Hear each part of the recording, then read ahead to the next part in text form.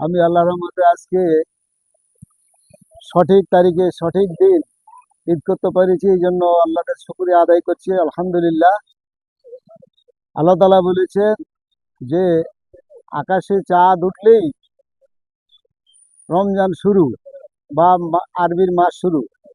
এই হিসাবে কালকে আকাশে চাঁদ দেখা গেছে, সৌদি আরব সহ বিভিন্ন দেশে চাঁদ দেখা গেছে। আমরা সংবাদ পেয়েছি। আমরা বাংলাদেশের, যদিও আমরা চাঁদ না দেখি, তারপরেও আমরা সংবাদ পেয়েছি।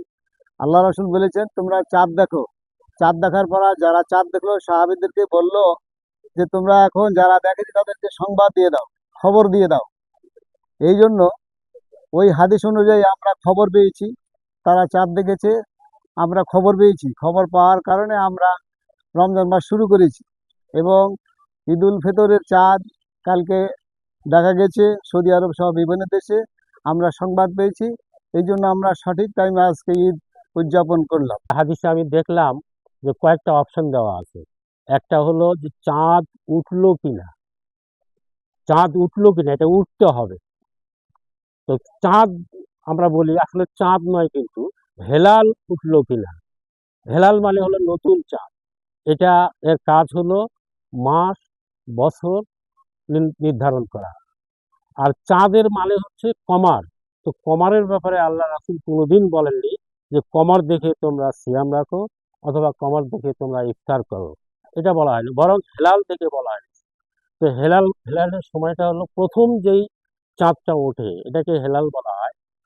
আর এটার মাত্র ওই যেই দিন ওঠে সেদিনই তার সময় শেষ। তারপরে যেটা ওঠে তার নাম হলো কমার, অর্থাৎ চাঁদ।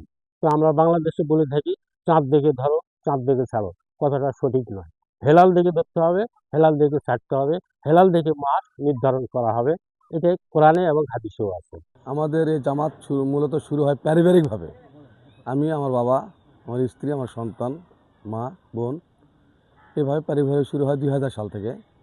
তারপর এটা আস্তে আস্তে আমার বাবার বন্ধুবান্ধব, আমার বন্ধুবান্ধব যারা এটাকে গ্রহণ করেছে তারা আসতেছে, সহযোগিতা করতেছে। এইভাবে আস্তে আস্তে এটা আনুষ্ঠানিকতার রূপ নেয় 2005 সালের দিকে। শুরু হয় 2000 সালে পারিবারিকভাবে এবং আনুষ্ঠানিকতাভাবে প্রচার হয় 2005 সাল থেকে।